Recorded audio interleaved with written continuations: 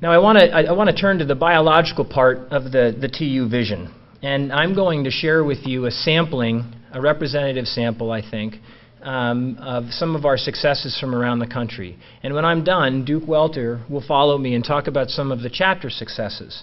But I want to be clear about one thing. From this moment on, every single slide that I'm going to show you was accomplished because of the involvement of grassroots and national staff. This is not a resuscitation of successes of the national program. This is a listing of the accomplishments of TU as an entirety, the entire organization. All of us should take pride and ownership in some of the things that I'm about to show you. Again, going back to Aldo Leopold, he mentioned that one of the first rules of intelligent tinkering was to protect all the pieces. That adage governs our first priority, protecting the highest quality habitats that remain. And there's no better place to start talking about that than Alaska, where Tim Bristol and his staff have really led the conservation community's fight to stop the Pebble Mine, a mine that would be the largest gold mine in North American history. It would be constructed in the headwaters of the world's most prolific salmon fishery in a highly seismically active area.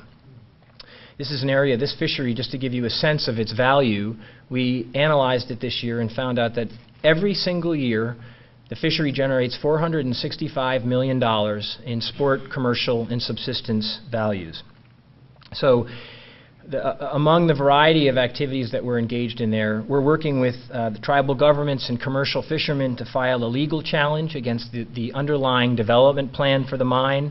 We're working very carefully and closely with the EPA to withdraw the entire footprint of the Pebble area from development due to the negative impacts that would be associated with the development on wetlands and on rivers.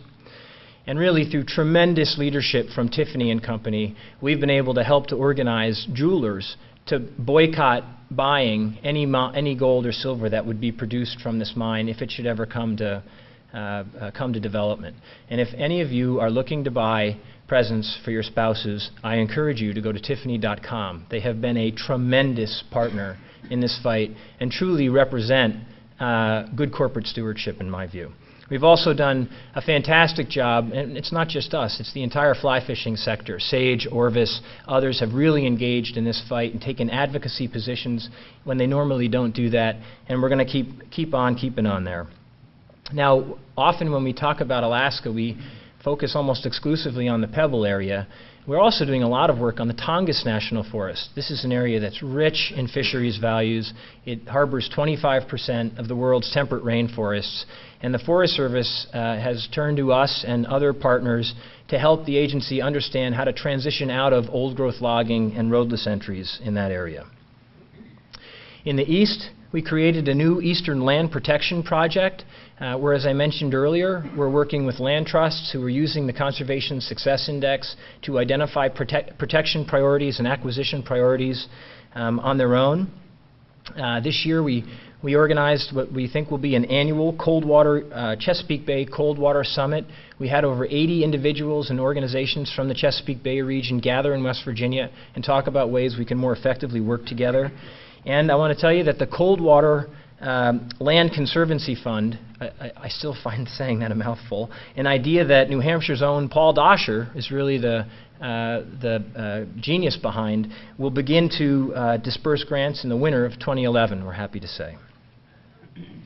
Moving through some other areas where we've seen some successes this year, we led the opposition to a 550 megawatt power line that would have gone through the Aldrich Mountain corridor in the John Day Basin. Marcellus Shale, which lies primarily deep underneath the soils of West Virginia, Pennsylvania, and New York, is a growing concern for the organization because of its land impacts and its water effects. Elizabeth Macklin, our Eastern Conservation VP, has just hired a new director to work in New York, largely with the council and the chapters on addressing the potential water effects of Marcellus development. And in Pennsylvania, we've hired an organizer to work with the state council and the chapters there to map out the most important brook trout habitats that need to be protected from development or have additional protections from development, while at the same time implementing a really rigorous volunteer monitoring project So we'll know if there have been discharges or other problems with water quality, and we'll be right there to report them and to make sure that action is being taken to stop them. Montana, the original last best place, unfortunately hasn't had a wilderness bill in a generation, not since 1983 when Ronald Reagan vetoed a bill that had passed the House and the Senate. Senator John Tester has been working very hard to pass a bill in that state that would designate 670,000 acres of new wilderness, as well as an additional 300 or 350,000 of acres of protected areas in the form of a national recreation area. It's an extraordinary rich landscape in terms of fish and wildlife values, and TU's Tom Reed and the chapters have been working very closely in terms of organizing sportsmen in support of the bill. In the fall of 2009, we hired Damon Hearn. He's our Southeastern Land Protection Project Coordinator with an emphasis on the Southern Appalachian region. We're working very closely with the Conservation Fund to acquire the Rocky Fork parcel, which on the slide on the left is all the green that you see up there, those green mountains. It's a 10,000-acre piece that is a blue ribbon fishery. It's a rich and diverse area, and I'm really proud of the fact that our councils and chapters raised $30,000 to help in the acquisition of this area, and that $30,000 will be used to seed that fund that Paul Doscher helped us to create that I mentioned earlier. In Nevada, TU's wilderness proposal has been endorsed by the very conservative Nevada State Public Lands Committee. That is no mean feat, and we may see new wilderness in that state, which will benefit native fish as a result. We've helped to raise money and to increase enforcement penalties for abusive off-road vehicle use in Arizona, New Mexico, and Colorado. TU and our allies, the National Wildlife Federation and the Theodore Roosevelt Conservation Partnership, have developed a series of recommendations for the incoming Obama administration on reforming how oil and gas development is leased in the West. I'm pleased to say that those recommendations are forming the basis, we hope, for the Interior Department's new regulations that they'll be releasing on oil and gas development in the Rocky Mountain West. Now, of course, given all of the floods and the fires and the droughts and other human encroachment on protected areas, we can't hope to just manage these landscapes as museum pieces. It's really vital that we allow river systems to connect and fish to move up and down through integrated systems. So I want to talk now about some of the efforts that we've been doing to help reconnect historically disconnected river systems. The Colorado River is well known to everyone in this room.